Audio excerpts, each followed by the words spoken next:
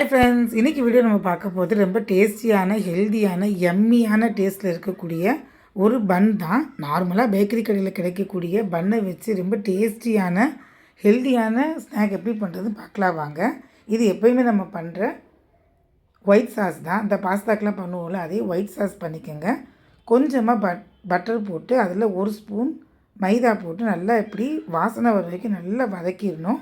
அதுக்கப்புறம் காய்ச்சின பால் சூடாக ஊற்றினாலும் சரி, காய்ச்சி ஆற வச்சது பண்ணாலும் சரி, அதையும் போட்டு நல்லா திக்காக ஒரு பேஸ்ட்டு மாதிரி வரும். அந்த சமயத்தில் கொஞ்சமாக ஆரிகானோ போட்டுக்கோங்க, பெப்பர் பவுடர் போட்டுங்க. நான் கொஞ்சம் மேகி மசாலாவும் போட்டிருக்கேன், டேஸ்ட் கொஞ்சம் நல்லா இருக்கணுங்கிறதுக்காக கொஞ்சம் பெப்பர் பவுடர் போட்டிருக்கேன். அவ்வளோதாங்க. கொஞ்சம் உப்பு போட்டு கலந்துக்கலாம். இதுதான் பேஸு. கொஞ்சம் எல்லாம் சேர்ந்து வரும்போது ஒரு ஸ்பூன் காஷ்மீரி பவுடர் போட்டுக்கலாம், சில்லி பவுடர் போட்டுக்கலாம். இதில் காரமே ஜாஸ்தி இருக்காது, கொஞ்சம் ஸ்வீட்னஸ் இருக்கும். அதனால் பசங்க நல்லா விரும்பி சாப்பிட்ருவாங்க. அவ்வளோதான். கொஞ்சம் ஒரு 5 நிமிஷம் கிண்டுனா போதும். கொஞ்சம் பால் சேர்த்துக்கலாம். கொஞ்சம் செமியாக இருக்கணும் அந்த கிரேவி.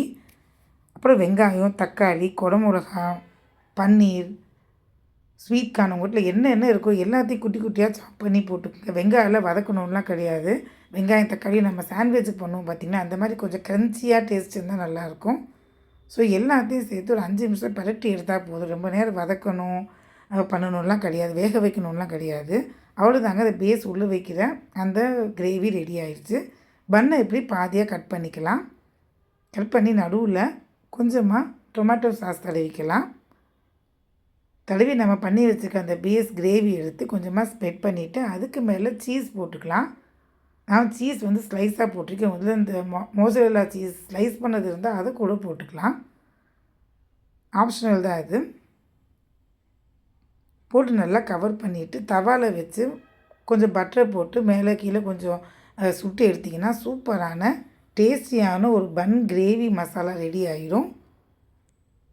டிஃபன் பாக்ஸுக்கு ரொம்பவே நல்லாயிருக்கும். கொடுத்து விட்டிங்கன்னா ஃபில்லிங்காக இருக்கும். அதை சாப்பிட்டிங்கன்னா பிகாஸ் பன் இருக்குது, உள்ள சீஸ், வெஜிடபிள்ஸ் எல்லாமே இருக்கிறனால ஃபில்லிங்காக இருக்கும் பசங்களுக்கு.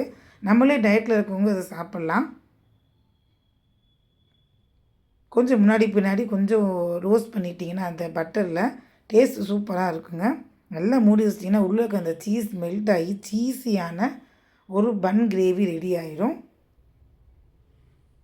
பன்னை வச்சு நம்ம யூஸ்வலாக உள்ள க்ரீம் போட்டு இல்லை சாஸ் போட்டு ஏதாவது ஒன்று பண்ணி கொடுப்போம். இந்த மாதிரி பண்ணிங்கன்னா எல்லாமே கலந்தா மாதிரி சூப்பராக இருக்கும். ட்ரை பண்ணி பார்த்துட்டு கமெண்ட் பாக்ஸில் கமெண்ட் பண்ணுங்கள் எனக்கு. நான் இன்னொன்று கூட செஞ்சு காட்டுறேன் பாருங்கள். நல்லா சுட்டு எடுக்கணுன்னா முன்ன பின்ன இந்த மாதிரி நல்லா முறுமுறுன்னு கூட சுட்டு எடுக்கலாம். இல்லை லைட்டாக போதுன்றவங்க உங்கள் இஷ்டம் தான் இது பண்ணுறதெல்லாம். இங்கே பாருங்கள், சீஸியான எவ்வளோ எம்மியான பன் கிரேவி ரெடி ஆயிடுச்சு.